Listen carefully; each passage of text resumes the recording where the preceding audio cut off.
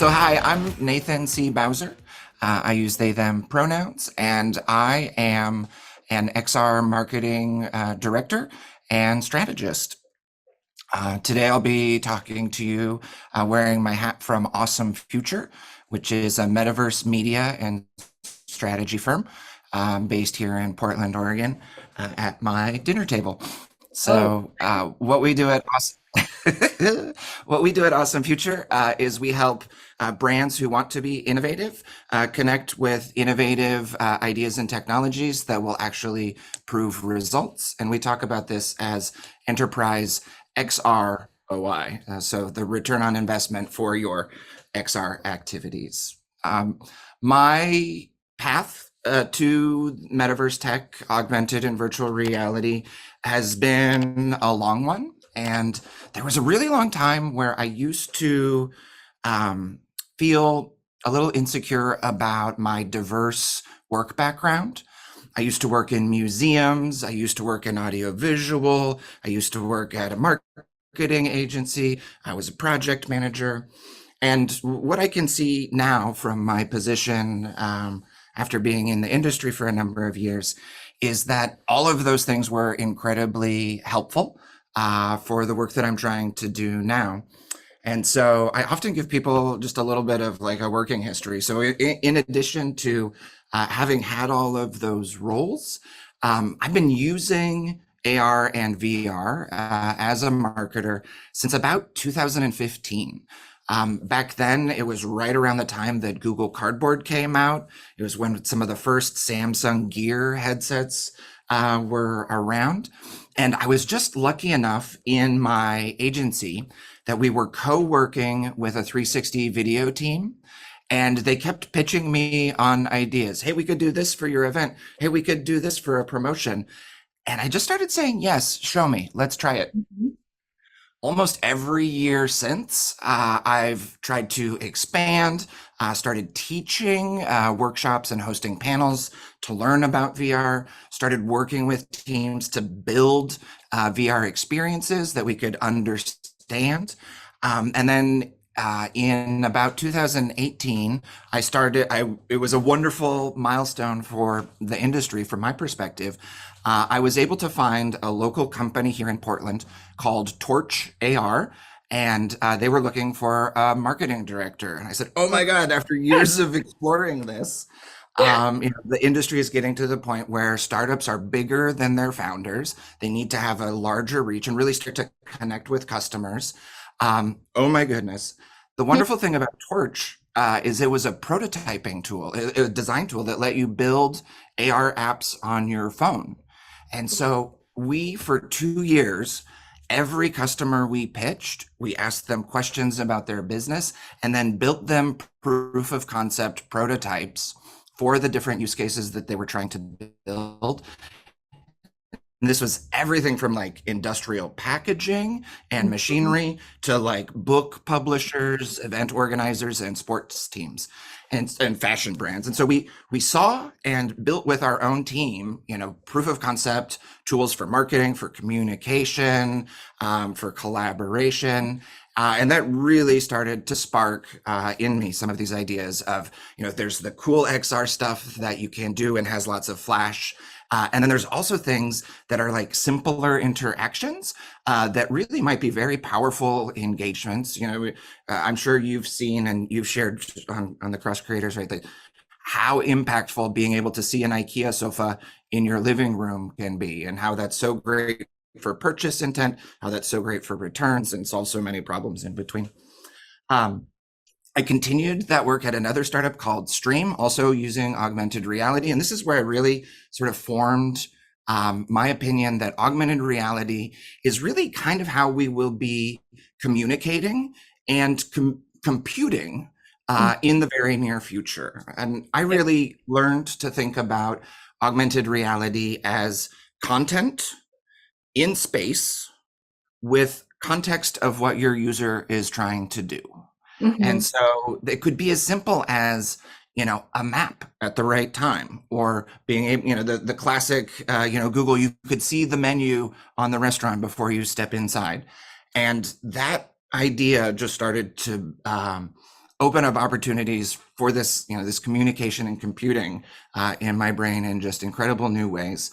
And at Stream, I was able to see how enterprises in the Fortune 1000, how beloved brands who were, NASDAQ traded, were actually using AR and VR for some pretty impressive results. We worked with a customer service team that used an AR video tool, and they cut their support budget by 60%, multi-million dollar support budget, cut it by 60% in the first year Yeah. because they could see things better.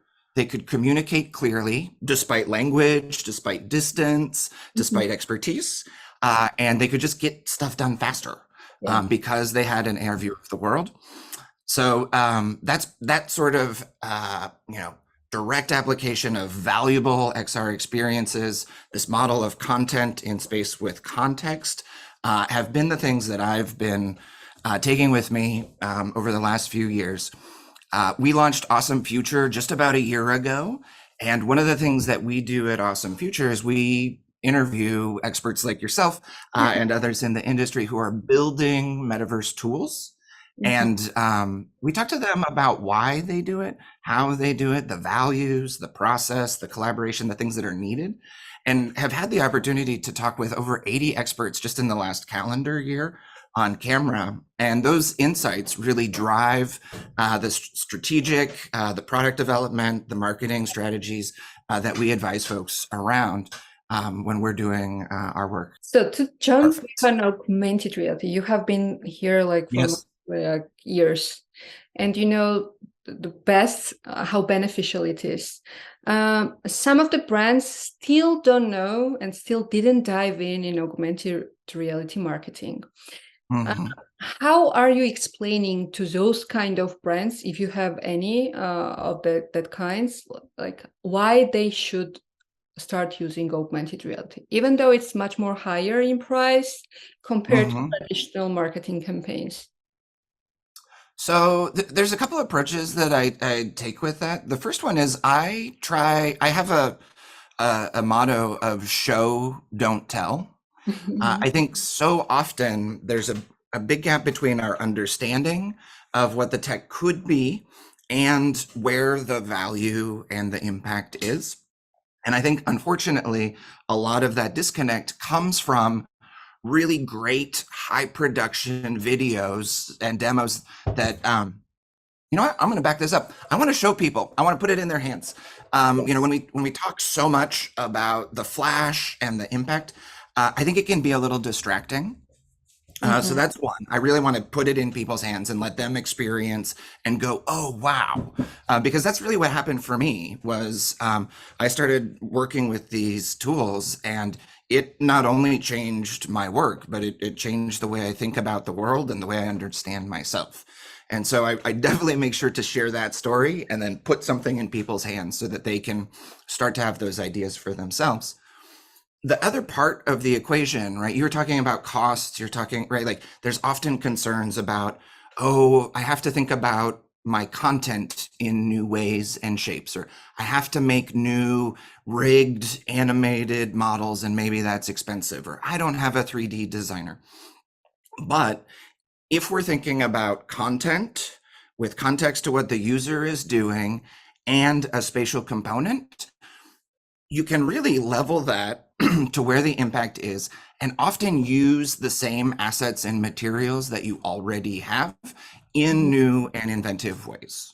And so, like an example that I'm working on right now for an event that I produced called AWE is we're adding a digital layer of wayfinding, of maps, and of advertising in an augmented reality app that will help you explore the expo hall without needing to print paper.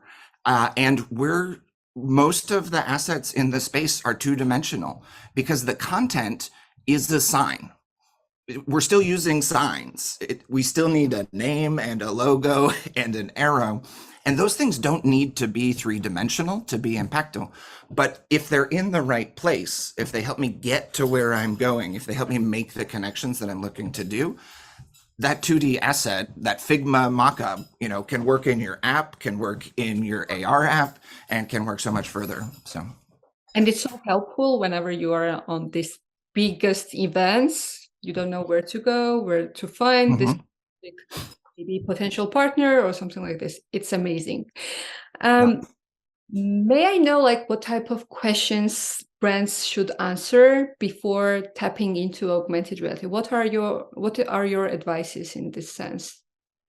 As a marketer, almost anything that I do, actually everything that I do, my mentor, Carmen Hill, shout out to Carmen, instilled this in me very early in my time as a marketer, that there are three questions you always need to ask. Who is it for? What will they learn or get?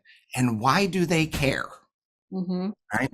And if you can answer these three things, the scope and direction of your augmented reality app becomes a lot clearer, because instead of being focused on here's a technology that I want to use and I want to see return on, Mm-hmm. right, which has lots of pressure and lots of sort of blue ocean Right. opportunity, but also no direction.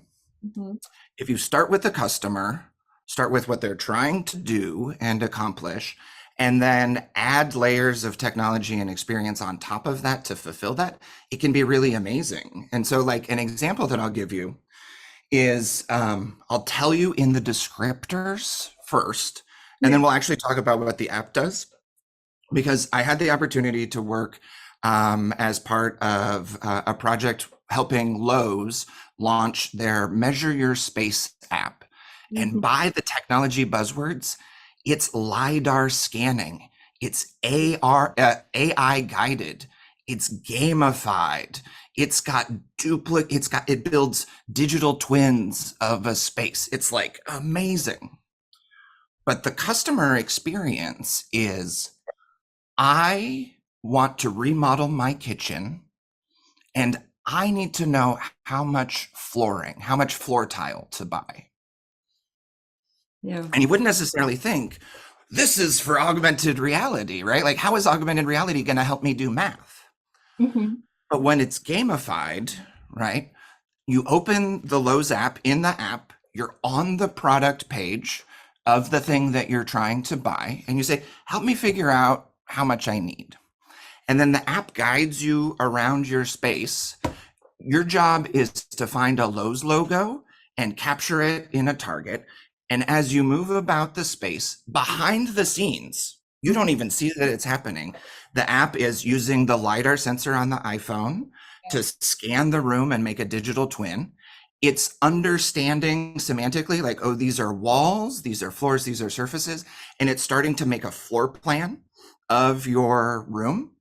And then it's calculating, oh, this is the area that you'll need. And then it's referencing that SKU, that SKU from the product library. Oh, we need this much product to serve this much space. And then what happens is you scan the room. It says, oh, wait a minute. Let's make sure that this model is perfect. And so it does a validation step, also gamified, not telling you why or what you're doing. So you go around and you paint the space one more time just to make sure you have it clear. And then the app shows you, hey, this is your floor plan. These are your dimensions. Make sure it's right for us. And then it actually will take your information and put the right amount of product in your cart. So we're using all of the hottest keywords, all of the hottest technologies, but the customer experience is, you have a smart assistant who helped you find the right amount of product. You never needed to leave your kitchen. And one of the next steps that they were going to take after I was working on the project was to then start visualizing it, then start giving you the ability to change the flooring, to see it visualized in your room, to go into that more photorealistic environment.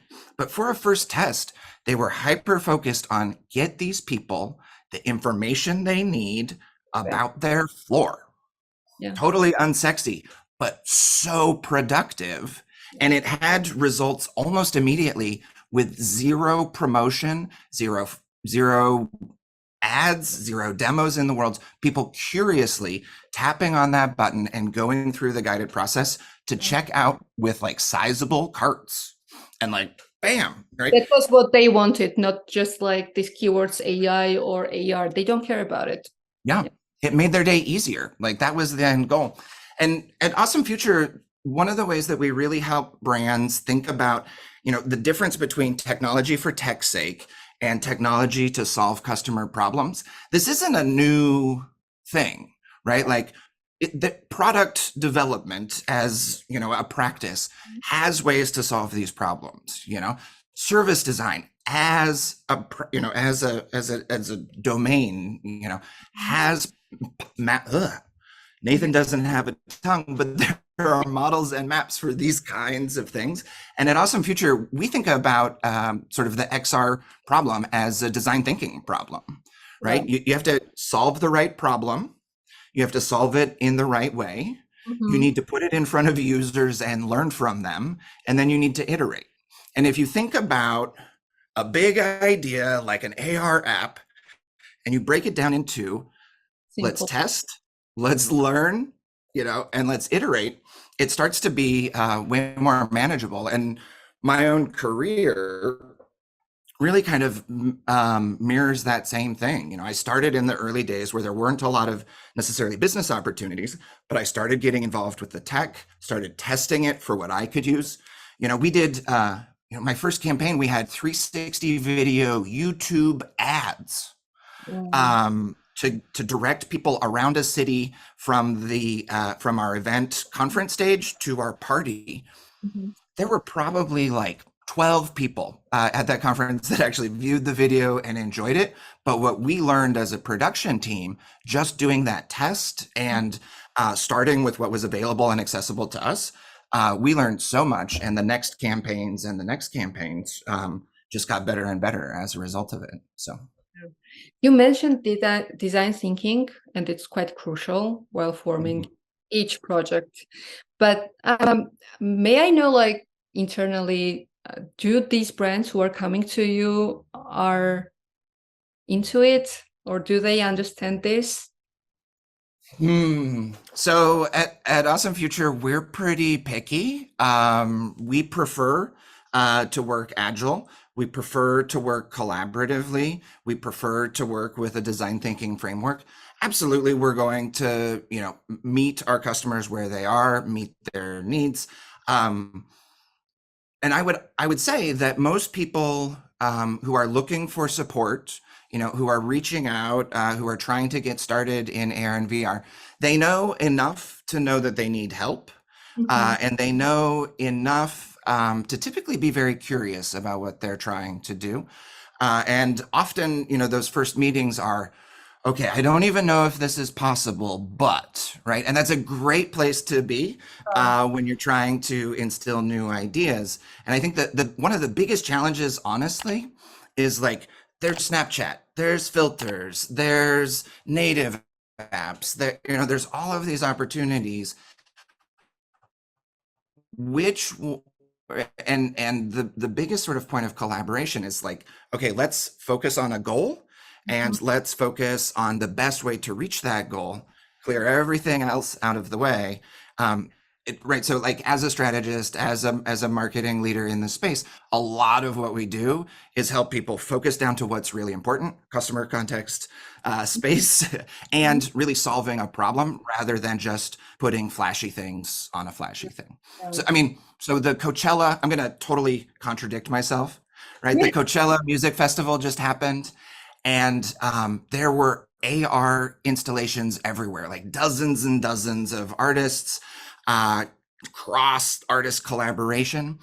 Um, and for many sort of cases, those activations and apps were maybe decorative. They were kind of like set pieces.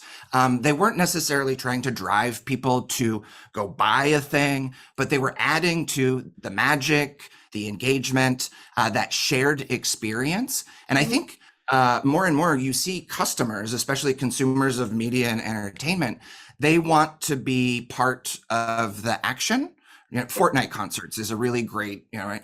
It lets you be in the scene, and the ability to wear AR effects on your body, to be a part of a scene magically that maybe you haven't been able to go, or to see the place that you're in now in a new light, also has a lot of value. And as long as it's connected to that moment and that context Mhm. um, where people are in. Yeah.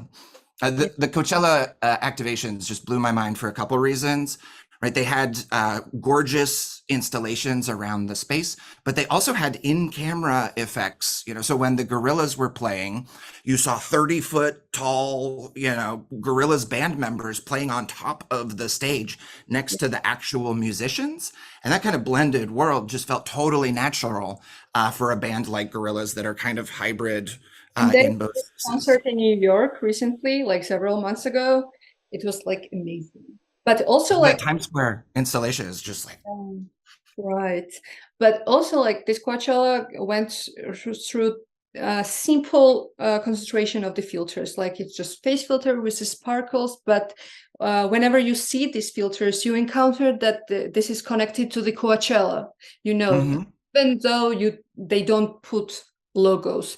Our main problem on our side at Cross Creators, when our clients are coming, they are demanding to put logos into this experience, and we're kind of like trying to explain softly that it's not working. Like people, whenever you allow your customers to become heroes of your experience, there is no place you to shout out, come buy my products or services.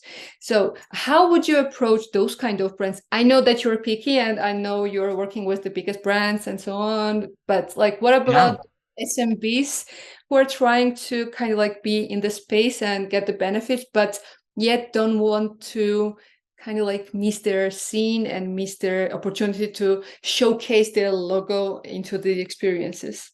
Yeah. It's oh, this is such a hard one, right? Because when you're a startup, when you're a small business, um, putting your name out there is one of your biggest missions, right? And that logo is something that you designed and you love, and it Agree. represents who you are in your brand so much.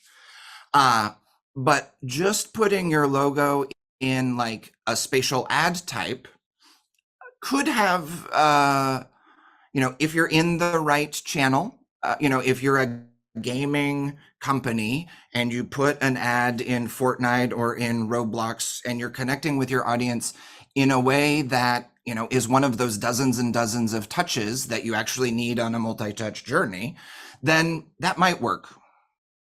But I think it's a little short-sighted to just think about your logo, right? And when you start to think about how am I a guide either to success or to new memorable experiences, I think those things are really where, and they are much higher value. They're Yeah, much longer term value, and they start to think about customers as relationships rather than transactions, yeah, right? And if you think about any sort of marketing advice, if you think about everything that's being said around first person video, around TikTok and other like video first platforms, what is the one thing people, advise you to do? Specialize and be authentic, right? And just putting your brand on somebody's face in a face filter is not authentic, yeah. right? It is promotional. And today's audiences know the difference. And what they want is an experience and something that they can either learn or grow from, right? Mhm. And that could be as simple. I'm going to give you more examples, right? Like, um, there were very early on, one of the most like successful technologies for augmented reality was this magic thing. It was a magic mirror, right? Yeah. And you basically look at a screen and it puts makeup on you. And within the first like year or two that Sephora had this technology that they did, because the ability to try on any Sephora product in the store, on your desktop, on your mobile phone, in your kitchen, anywhere you are, has the ability to make that connection, has the ability to teach people about what looks good on them, what they like. And they can do all of that on their own. but that experience is related to your shopping cart, Yeah. right? And that's where your brand comes in. You give them the experience. I talk about, I advise all the time about the idea of dessert first, right? If you want somebody to do something, you have to give them cake Yeah. before they will click on a button. You have Mhm. to give them a plate of cookies before they will fill out your form. And so in this Sephora, magic mirror option, right? You give them the ability to try on any product in nearly any style that they would want before they buy. And when you're talking about $30, $50 cosmetics that you might need a handful of, it's really nice to know that you're going to like it before you buy. And so, by being the service first, by being authentic to what you do, by teaching people about how to use your products, you're giving so much more value than just giving them a logo. And they've done work with you. They've tried it on. They've built a relationship with this experience before you're even in the picture. And engagement and relationship are the bottom of funnel. They're the things that get people coming back, right? And we're all looking for those repeat buys, those, bigger carts. And that's really what an augmented reality communication and relationship can drive.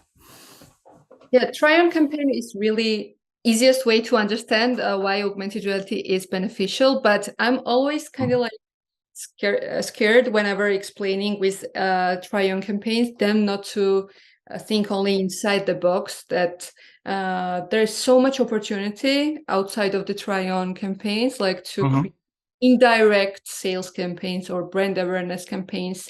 Oh, absolutely. So explaining other types of AR experiences is getting much more difficult these days Mm.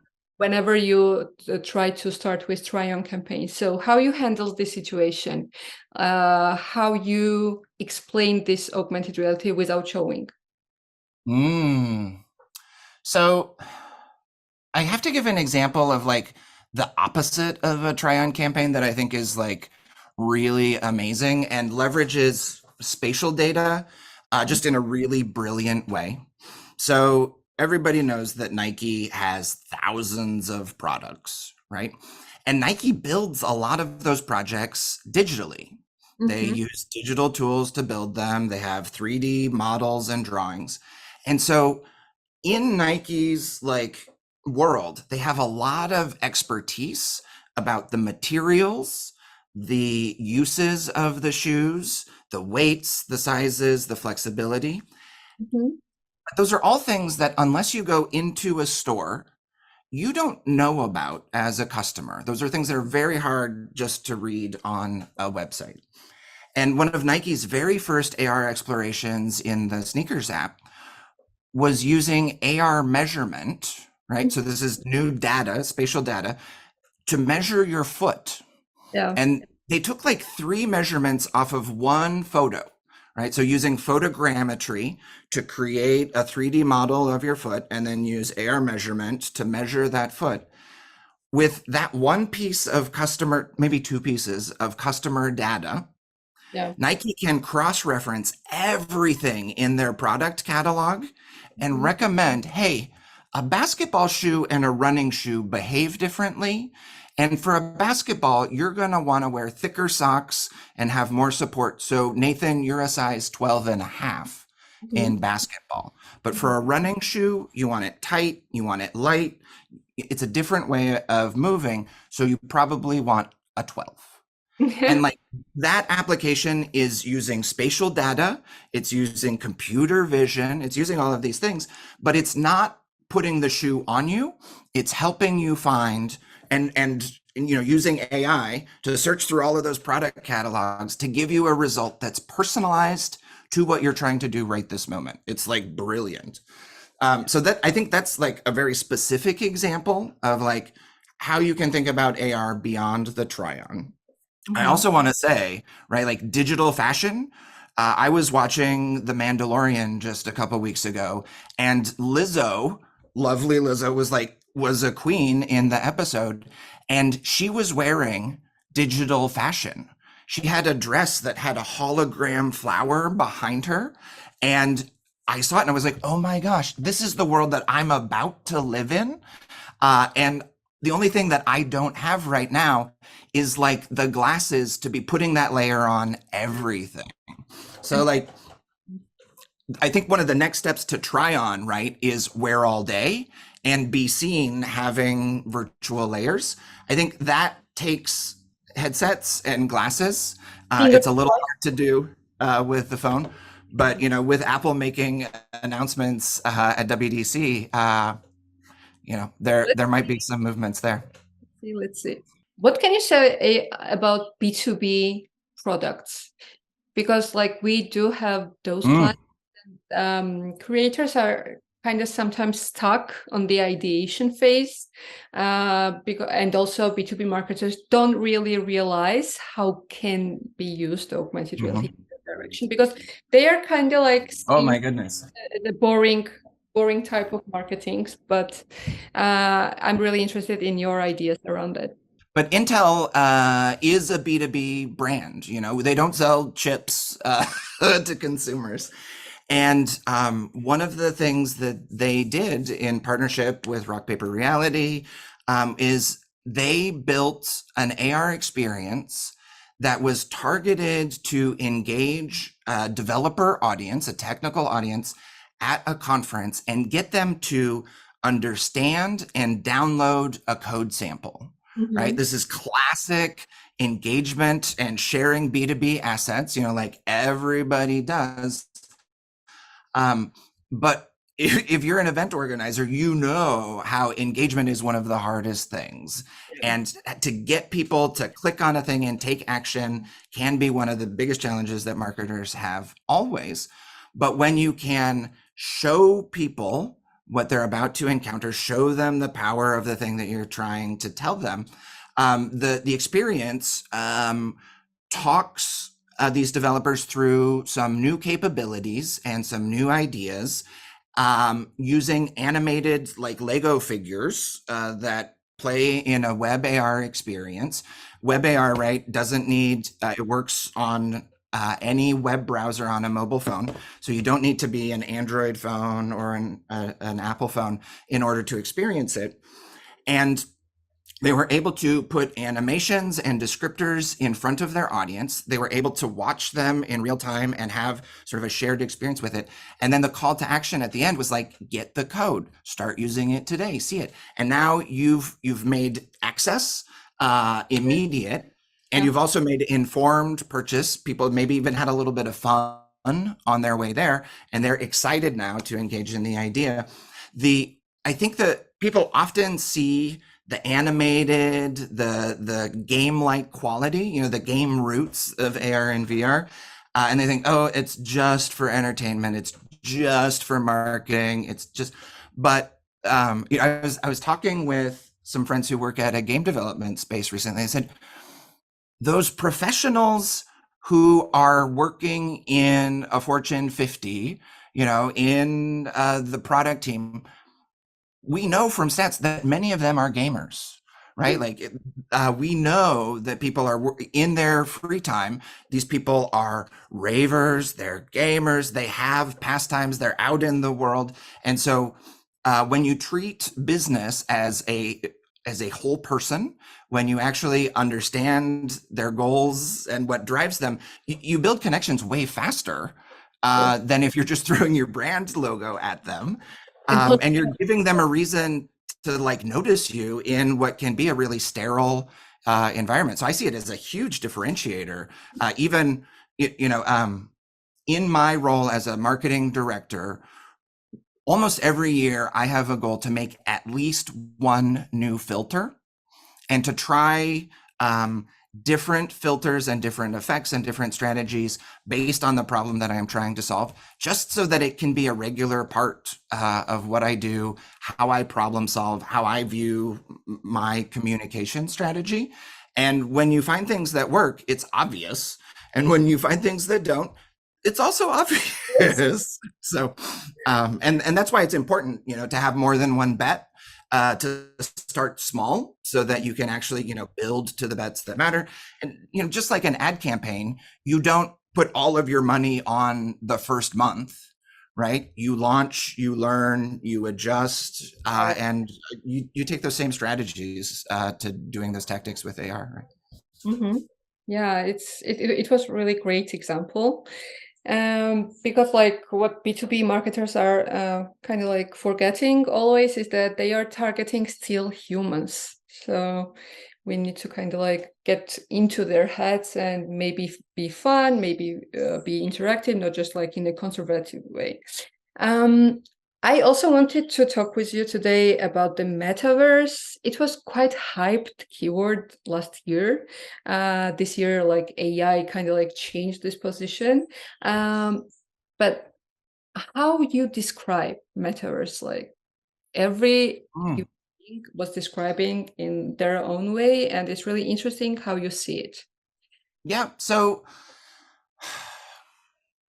I think a lot of people think about the metaverse as like an immersive VR world of Mhm. content. And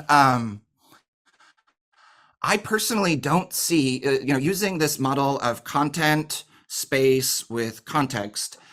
I don't think about the different kind of verticals of VR, AR, MR as much as I think of what is the right level of content and immersion to hit the goals that I'm looking for. And so I often talk about metaverse tech as like the whole expanse.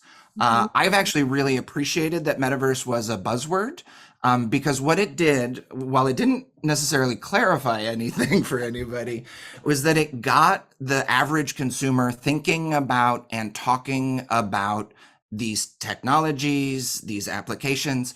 Good Morning America is like the morning television show in the US, that like is sort of the most populous show out there, and Yeah. it really speaks to the moms and pops who are at home, um, in the morning, trying to understand the world in their busy day.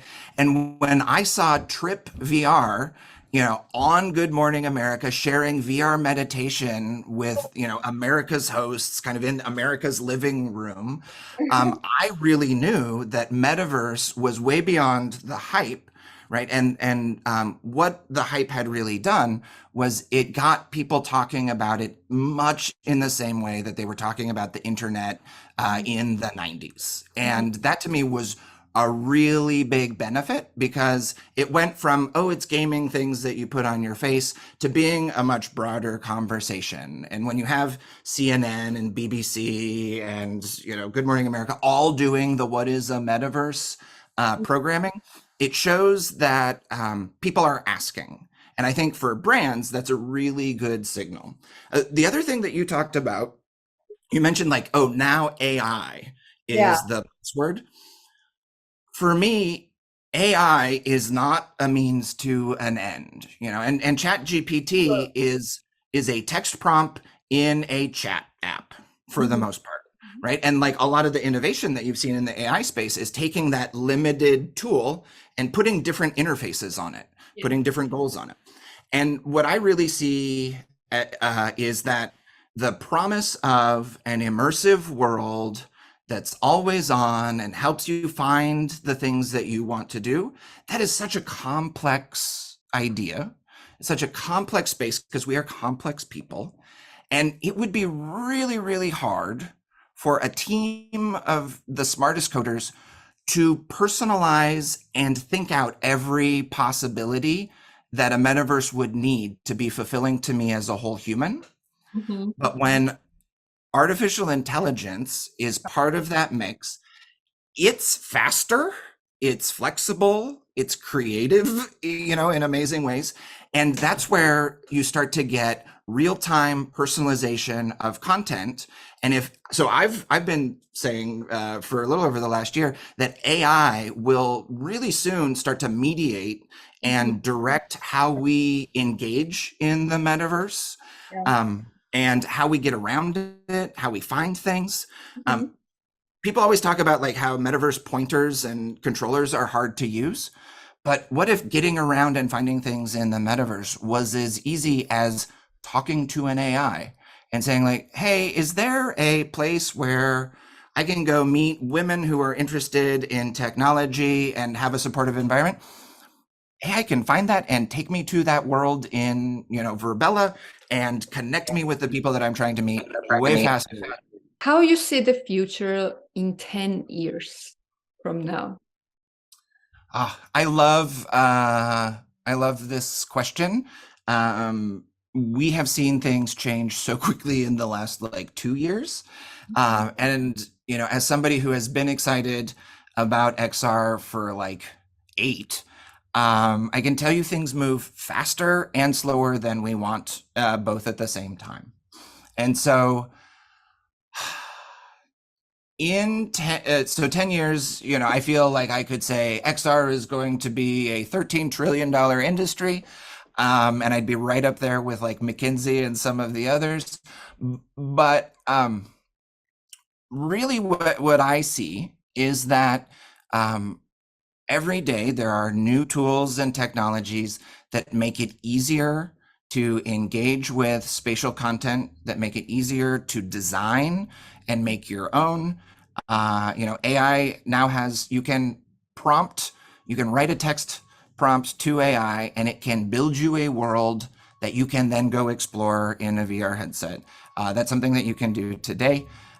So I think about these like little opportunities, and in 10 years, what I'd really love, right, is that we won't see people using laptop computers on airplanes anymore, right? That we'll have headsets that are either tethered to, smart devices, where we can see the information that we want to see when we want it, and we can take those headsets off and interact with the world when we need to.